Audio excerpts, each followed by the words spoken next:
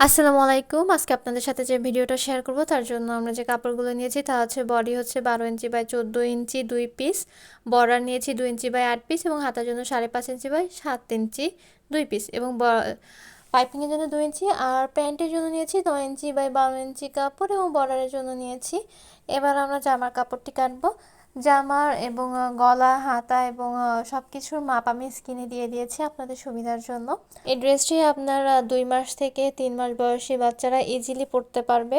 আমি এখানে শোল্ডার এবং আর্ম দুটায় 4 ইঞ্চি করে রেখেছি আর বডি নিয়েছি 5.5 ইঞ্চি, যার হাফ ইঞ্চি চলে যাবে সেলাইতে আর বডি থাকবে 5 ইঞ্চি, মানে হলো যে টোটাল 20 ইঞ্চি বডি। গলা, সামনের গলা এবং পিছনের গলা দুটাই আমি একসাথে আঁকিয়ে নিয়েছি। আগে যদিও পিছনের গলাটা কাটবো, তারপর পিছনের পাটটা সরিয়ে দিয়ে তারপর আমি সামনের পাটটা কাটবো, যেহেতু সামনের গলা বড় এবং পিছনের গলা ছোট। আমাদের গলা কাটা হয়ে গেছে, এবার কাপড়টি সরিয়ে আমরা সামনের গলা কেটে নিলাম। আর জামার তালপাট কাটবো সামান্য একটু শেপ করে, যেহেতু ছোট বাচ্চার কাপড় খুব বেশি তালপাটের দরকার হয় না, অল্প একটু করে নিলে হবে।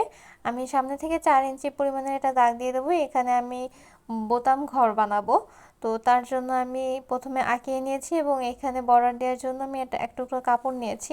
হাতাটাও এবার কেটে নেব। 13 ইঞ্চিতে দাগ দিয়ে সোজা একটা দাগ দেবো, তারপর হলো শেপ করে কেটে নেব। মহুরি নিয়েছি আমি এখানে 4 ইঞ্চি।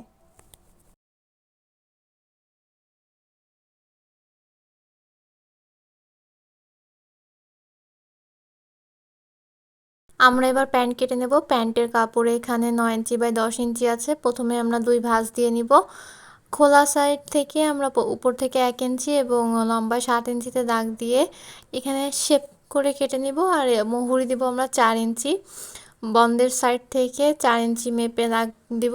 প্যান্টের জন্য আসলে আমার কাপড় কম হয়ে গিয়েছিল।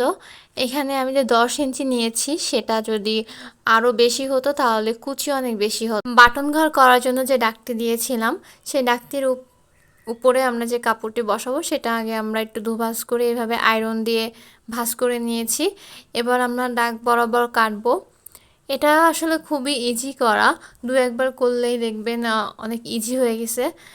এটা এভাবে করার পর টান দিব। টান দেওয়ার পর এটা ভিতর থেকে ঢুকিয়ে দিয়ে সোজা করে সেলাই দিব। যখন মাঝে সেলাই দিবেন তখন একটু খেয়াল রাখবেন যেন কাপড়ের উপর সেলাইটা পড়ে। সবুজ অংশের কাপড় কিন্তু 50-50 ঢুকবে, মানে 50% আপনার গোলাপি কাপড় উপর থাকবে আর 50% বাহিরে থাকবে। এর কারণে কিন্তু আপনার দুইটার মেজারমেন্ট সমান হবে। এক কথায় বলতে গেলে আপনি যে নিচে যে দাগটা দিয়েছেন ওই দাগের সোজাসুজি বরাবর কাটবেন। এরপরে আমি এটাকে টেনে নিচ থেকে ঠিক করে দেব কোনাকুনিটা, তারপর আপনি কোনাকুনির উপরে একটা চাপ সেলাই দিবেন।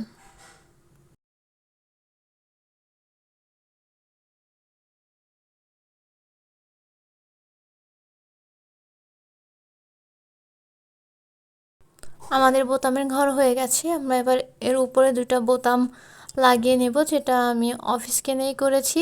এবার হচ্ছে আমরা 2 পার্ট জোড়া লাগানোর পালা। কাঁধের অংশ আমরা প্রথমে জোড়া লাগাবো। কাঁধের অংশ জোড়া লাগানো হয়ে গেলে আমাদের যে হাতা লাগাতে হবে, কিন্তু হাতার আগে আমরা গলার পাইপিংটা লাগিয়ে নিব। পাইপিং আসলে অনেকে অনেকভাবে দিয়ে থাকেন। আমি পাইপিংয়ের আলাদা আলাদা অনেকগুলো ভিডিও করেছি, যা আপনারা দেখে নিতে পারেন আমার পেজ থেকে বা আমার ইউটিউব চ্যানেল থেকে।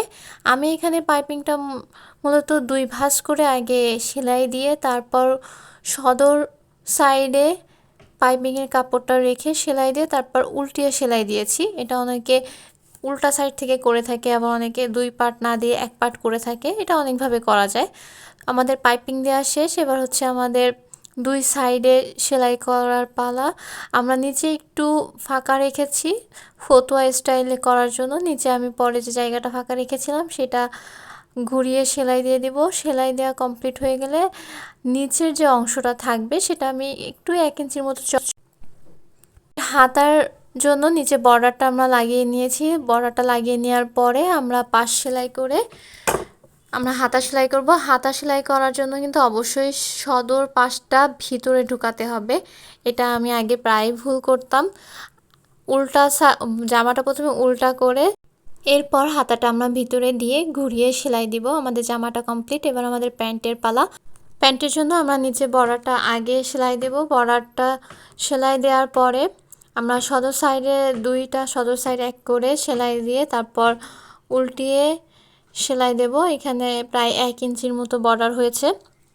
আমি চাপ সেলাইটা সবসময় সবুজ অংশের নিচে দিয়েছি, অনেকে সবুজ অংশের উপরে দেয়, আমার কাছে নিচে ভালো লাগে। তারপরে 2 পার্ট এক করে আমাদের উপরে যে হায়ের অংশ এটাকে জোড়া লাগাবো। এটা জোড়া লাগানো হয়ে গেলে আমাদের যে নিচে পায়ের অংশ আছে সেটা আমরা 2 সাইডে পায়ের অংশটা ঘুরিয়ে সেলাই দেব, এটা আমি আর দেখালাম না। আর উপরে ইলাস্টিকের জায়গাটা আসলে বনের মতো করে আমি ইলাস্টিক ভরে নিলাম। আমাদের জামা প্যান্ট দুইটাই কমপ্লিট হয়ে গেছে। কেমন লাগলো আপনাদের অবশ্যই জানাবেন। অনেক ক্লিপ আসলে মিস গিয়েছে, সেই জন্য দুঃখিত। ধন্যবাদ সবাইকে।